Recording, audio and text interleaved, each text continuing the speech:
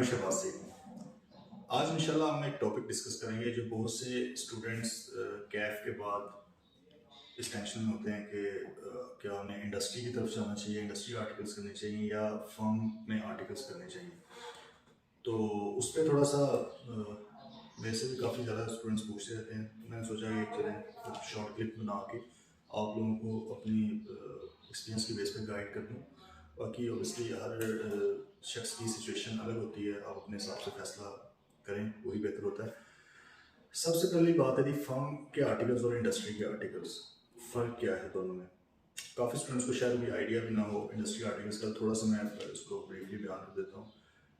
कुछ साल पहले आई कैप ने इंट्रोड्यूस करवाई थी इंडस्ट्री आर्टिकल्स। इंडस्ट्री से मुराद है जी कि आप किसी ऑडिट फर्म में काम करने की बजाय किसी कंपनी के अंदर भी काम करके आर्टिकल्स अपने कर सकते हैं।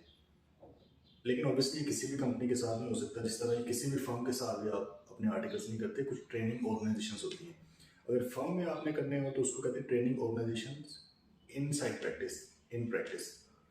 और जो आपके ये होते हैं दूसरे इंडस्ट्री या कंपनीज के अंदर अगर आप करते हो तो वो ट्रेनिंग ऑर्गेनाइजेशन आउटसाइड प्रैक्टिस या आउट ऑफ प्रैक्टिस वो होते हैं। प्रैक्टिस से मतलब बेसिकली फर्म है, जब आप ऑडिट टैक्स वगैरह काम करते हो तो उसको आप प्रैक्टिस कहते हैं। तो इस पर फिर आहिस्ता आहिस्ता ऑनबोर्ड होने लगी काफ़ी कंपनीज, बड़ी बड़ी कंपनीज इसमें हैं, काफ़ी बैंक्स भी हैं। आप आई कैप की वेबसाइट पे ऑब्वियसली बेस उसकी देख सकते हैं। तो इंडस्ट्री आर्टिकल्स का इस तरह आगाज़ हुआ। दुनिया में भी होता है, आई कैप ने भी एक बड़ा ज़बरदस्त इन्होंने एक स्टेप लिया, क्योंकि हर अटैम्प्ट में कैफ की अगर सिर्फ बात करें, ऑब्वियसली आर्टिकल्स में दूसरे लोग भी आते हैं, बी कॉम की बेस पर भी लोग आते हैं या उधर से ऑनर्स डिग्री की बेस पर। लेकिन अगर हम सिर्फ कैफ की बात करें तो उसके स्कैट्स अवेलेबल है हमारे पास। तो हर 6 मंथ बाद उधर से मई में या नवंबर में आपके कोई 1200-1500 स्टूडेंट्स होता है जो क्वालिफाई करता है कैफ। इसका मतलब है कि इनको आर्टिकल्स अभी चाहिए। लेकिन इशू ये है कि इतनी ज़्यादा फॉर्म्स अवेलेबल नहीं है पाकिस्तान में, ट्रेनिंग ऑर्गेनाइजेशन इतनी ज़्यादा नहीं है। एक तो रीज़न ये थी कि उनको अकोमोडेट करने के लिए दूसरा ऑप्शन दिया गया। इसके अलावा ये रीज़न एक हो सकती है कि कुछ लोग इंडस्ट्री स्पेसिफिक जॉब्स करना चाहते हैं। मतलब पहले से माइंड होता है कि जी मैंने टेक्सटाइल में काम करना है, या मैंने किसी बैंक में काम करना है, या मैंने कोई यूटिलिटी फैसिलिटी कंपनी के अंदर काम करना है। तो आप पहले से फिर आर्टिकल्स भी उसमें करो ताकि आपको 2 3 4 साल आपका अच्छा एक्सपीरियंस वहाँ पे हो जाए, जो आपको बाद में फ्यूचर में ऑब्वियसली बहुत ज़्यादा बेनिफिट भी करेगा। तो इन रीजंस की वजह से इंडस्ट्री आर्टिकल्स लाए गए। अब थोड़ा सा अगर प्रोज एंड कॉन्स डिस्कस करें, क्योंकि हर चीज़ के मेरिट्स भी होते हैं, डीमेरिट्स भी होते हैं। फर्म की अगर मैं बात करूं तो ये फर्म में ये है कि आप को बहुत एक्सपोजर मिलता है, आप बहुत ज़्यादा क्लाइंट्स को डील करते हो। आप फर्म के अंदर काम भी आपका डिफरेंट होता है, नेचर ऑफ वर्क, आपकी जॉब रोटेशन होती रहती है, क्योंकि आई कैप के रेगुलेशंस के मुताबिक एटलीस्ट 2 इयर्स आपने ऑडिट ज़रूर करना होता है आई कैप की रेगुलेशन के मुताबिक। तो फर्म जो होती है उसके ऊपर ये मैंडेटरी है कि वो हर ट्रेनिंग को एटलीस्ट 2 इयर्स आर्टिकल्स अपने जो है ऑडिट डिपार्टमेंट के करवाएं। ठीक है, लेकिन इसके अलावा भी बड़े डिपार्टमेंट्स होते हैं फर्म में, टैक्सेशन का है, कॉर्पोरेट एडवाइजरी है, रिस्क मैनेजमेंट है, इंटरनल ऑडिट वगैरह, डिफरेंट तरह के डिपार्टमेंट्स हैं। तो आपको एक्सपोजर बड़ा मिलता है, और ऊपर से क्लाइंट्स बहुत ज़्यादा होते हैं, या क्लाइंट्स की जो पोर्टफोलियो है उनका वो बड़ा डाइवर्स होता है। आप कभी टेक्सटाइल पे काम कर रहे हैं, कभी सीमेंट पे कर रहे हैं, कभी आईटी कंपनी पे कर रहे हैं, तो आपको ज़रा बेहतर एक्सपोजर मिलता है। काफ़ी कंपनीज के, काफ़ी बिजनेसेस के जो ऑपरेशंस हैं उसको अंडरस्टैंड करने का आपको एक मौका मिलता है। दूसरी तरफ अगर हम इंडस्ट्री की बात करें तो इंडस्ट्री में आप स्पेसिफिकली किसी एक इंडस्ट्री में जाएंगे तो वहाँ पे आप कर रहे होंगे काम। यहाँ पे मैं ये अज्यूम कर रहा हूँ कि आप 3.5 साल एक ही जगह पे कर रहे हो, अदरवाइज आप ऑब्वियसली जा भी सकते हो रोटेट पे, आप किसी और फर्म में या किसी और कंपनी में जगह पे भी जा सकते हो ट्रेनिंग ऑर्गेनाइजेशन के अंदर। लेकिन लेट्स अज्यूम कि आप 3.5 साल एक ही जगह पे करते हो, तो इंडस्ट्री में फिर ये होगा कि अगर आप लेट्स से कोई किसी फिलहाल एक बैंक में चले गए हैं तो आपके 3.5 साल उसी बैंक में ही, आपके पास किसी और इंडस्ट्री का एक्सपोजर नहीं आएगा। बैंकिंग का एक्सपोजर ऑब्वियसली आपके पास बहुत बेहतर होगा, और ये किसी भी फर्म के आर्टिकल्स किए हुए स्टूडेंट से बहुत ज़्यादा होगा, क्योंकि उसके पास काफ़ी इंडस्ट्रीज का एक्सपोजर होगा लेकिन थोड़ा थोड़ा होगा, आपके पास बैंकिंग का होगा लेकिन काफ़ी एक्सपोजर होगा।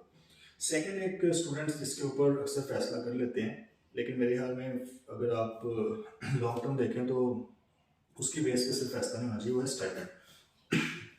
फर्म्स जो होती हैं वो आई कैप का जो स्टाइपेंड एक बताया हुआ आई कैप ने उसके मुताबिक देती हैं, कुछ फर्म्स थोड़ा ज़्यादा भी देती हैं, लेकिन इंडस्ट्री इसके अंदर ये होता है कि वो थोड़ी ज़्यादा पेमेंट, एक्स्ट्रा पेमेंट करती हैं उससे। लेट्स से मिसाल के तौर पर अगर आई कैप का 15,000 स्टाइपेंड है, तो इंडस्ट्रीज़ में कुछ इंडस्ट्रीज़, कुछ कंपनीज इस तरह की हैं जो 25-30 हज़ार पे कर देती हैं। तो तो अक्सर स्टूडेंट्स के लिए ये थोड़ा अट्रैक्टिव लगता है, तो इस बेस पर भी डिसीजन कर लेते हैं। मैंने सिर्फ आपके सामने रखा है, डिसीजन आप लोगों ने लेना है, लेकिन मेरी गाइडेंस उसमें ये है कि सिर्फ ये सोल आपका रीज़न नहीं होना चाहिए किसी चीज़ को ज्वाइन करने का। क्योंकि देखें, आप एक सीए बन रहे हैं, तो बेशक आप इंडस्ट्री की तरफ जाएँ, लेकिन इस रीज़न के बेस पे ना जाएँ। बाकी सारी चीज़ें भी अपने सामने रखें, फिर आपको जो बेहतर लगता है फैसला आप उसके मुताबिक कर लें। ठीक हो गया जी। तो ये एक दूसरी आपकी रीज़न हो सकती है। अब जो फर्म्स होती हैं, फर्म्स में भी कैटेगरीज हैं, आपको पता है। मैं वो एबीसी कैटेगरी की बात नहीं कर रहा हूँ, वो स्ट्रिक्टली सिर्फ बैंक्स के ऑडिट के लिए है। स्टेट बैंक की जो कैटेगरीज हैं, अक्सर ये भी डिस्कस कर लेते हैं स्टूडेंट्स आके, कहते हैं जी कि ये कैटेगरी है, वो कैटेगरी है। देखिए, वो कैटेगरीज हैं solely for the audit of banks. इसके अलावा फाइनेंशियल इंस्टीट्यूशन के ऑडिट के अलावा उनका कोई पर्पस नहीं है। उसमें ए कैटेगरी में तो 10-12 फॉर्म्स हैं, बी में, सी में, स्टेट बैंक की तरफ से। अगर आपने किसी टेक्सटाइल कंपनियां करना है, सीमेंट कंपनियां करना है, आईटी कंपनियां करना है, आपने किसी भी तरह की कंपनियां करना है जो कि फाइनेंशियल इंस्टीट्यूशन नहीं है, तो फिर तो वो एप्लीकेबल नहीं है वाली कैटेगरीज। एक तो आप लोग अपने माइंड से ये चीज़ निकाल दें। आपको देखना क्या चाहिए, लेकिन फर्म ढूंढते हुए ये बड़ा मैटर करता है। आपको देखना चाहिए उसकी क्यूसीआर रेटिंग। क्यूसीआर का मतलब क्या है? Quality control review.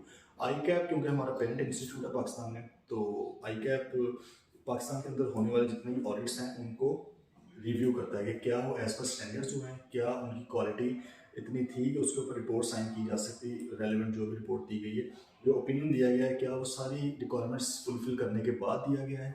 तो ये चीज़ें देखते हैं आई कैप। तो कोशिश ये होनी चाहिए कि आप किसी क्यूसीआर रेटेड फर्म के अंदर जाएं। तो पाकिस्तान में अगर फर्म्स को आपने क्वालिटी वाइज देखना हो या बड़ा छोटा आपने कहना हो, पहली बात तो बड़ी छोटी फर्म को मेरा ख्याल किसी भी क्राइटेरिया के मुताबिक कहना चाहिए। लेकिन अगर आपने फिर भी उसको देखना है तो वो सिर्फ क्यूसीआर रेटिंग है। क्यूसीआर रेटिंग के अलावा कोई रेटिंग नहीं है पाकिस्तान में, अगर हम बात करें जो रेलेवेंट है हमारे फील्ड से। तो ये जो कैटेगरीज होती हैं एबीसी, इसको आप फिलहाल माइंड से निकाल दें, क्योंकि कई फर्म्स ऐसी हैं वो ए कैटेगरी में, बी कैटेगरी में भी हैं। ऑब्वियसली वो क्यूसीआर रेटेड भी होती हैं, क्योंकि उस कैटेगरी में आने के लिए उसकी भी रिक्वायरमेंट होती है। लेकिन कई बार कल्चर आपको पसंद नहीं आता या आपका वहाँ पे थोड़ा बनता नहीं है सिस्टम, तो आपने काफ़ी चीज़ों को फिर देख के फैसला करना है।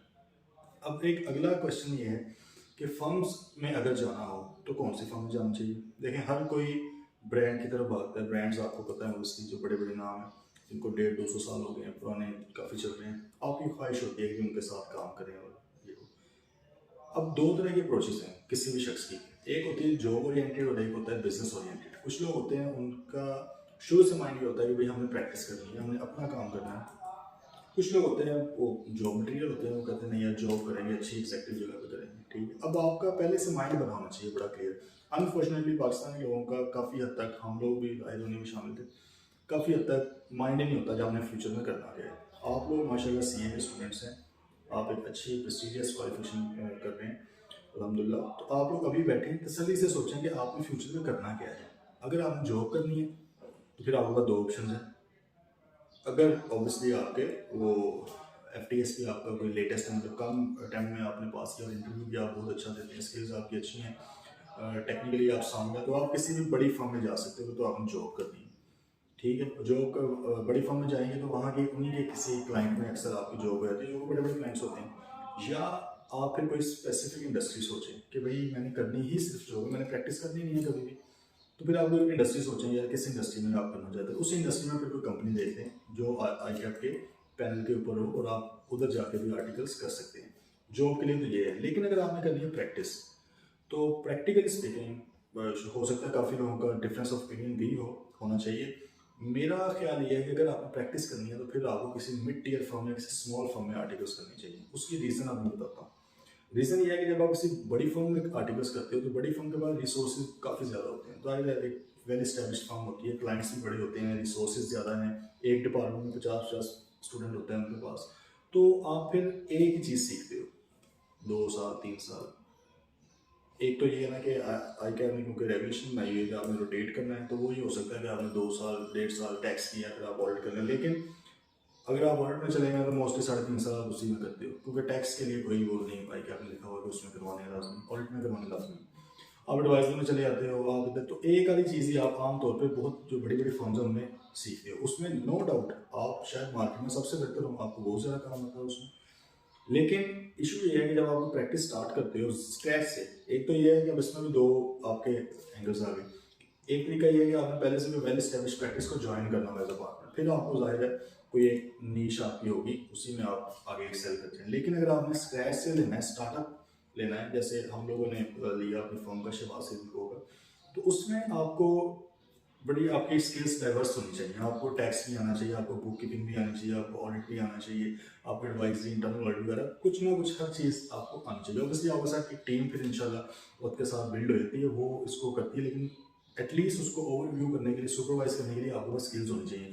तो ये स्किल्स आपको बड़ी फर्म्स में सारी नहीं मिलती है, क्योंकि वहाँ पे कोई एक दो डिपार्टमेंट्स में बस आप छोटी फर्म में क्योंकि रिसोर्सेज कम है, वो लोग कभी आपसे टैक्स करवा रहे होते हैं, कभी बुक कीपिंग, ऑब्वियसली उस वक्त आपको थोड़ा बुरा लगता है कि यार ये कभी मैं कुछ कर रहा हूँ, कभी कुछ कर रहा हूँ। सारे स्टूडेंट्स को ऑडिट का बड़ा शौक होता है, ठीक है।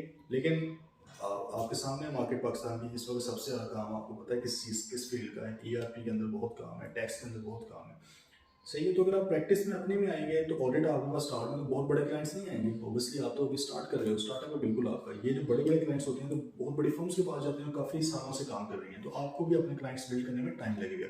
इसलिए मेरा ओपिनियन ये है कि आप अगर प्रैक्टिस का माइंड है तो फिर किसी मिड टीयर या स्मॉल फर्म से आप अपने स्टार्ट करें। इंडस्ट्री का मैंने आपको बता दिया कि अगर जहन ही जॉब का है सिर्फ तब आप उधर जाओ, लेकिन अगर आप कहते हो भाई मैंने प्रैक्टिस करनी है, तो प्रैक्टिस के लिए फिर एक तो वो आई कैप की रेगुलेशन आई थी, चाहे आप इंडस्ट्री में भी करो, स्टिल आपने 2 साल का एक्सपीरियंस आपके पास ऑडिट का होना चाहिए। तो अगर आप 3.5 साल इंडस्ट्री में लगाते हो तो फिर आपको एडिशनल 2 साल यहाँ पे लगाने पड़ेंगे, या आप फिर ऐसे करोगे 1.5 साल इंडस्ट्री में लिया किया, फिर एनओसी लेकर वहाँ से आप ट्रांसफर हो जाते हो किसी फर्म के अंदर, वहाँ पे ऑडिट किया। तो ये सारा सिलसिला है, इन सबको आपने अपने माइंड में रखते हुए फिर फैसला करना है। लेकिन प्लीज़ बैंड वैगन आपने उसका शिकार नहीं होना। ये नहीं कि हर बंदा कर रहा है तो चलो मैं भी कर लूँ, हर बंदा ऑडिट करना चाह रहा है ऑडिट करूँ, हर बंदा टैक्स करना चाह रहा है तो मैं भी टैक्स करूँ। हर किसी की अपनी ओरिएंटेशन होती है, हर किसी का अपना एप्टीट्यूड होता है। आप लोग अपने मुताबिक सिर्फ सिचुएशन स्पेसिफिक फैसला करें।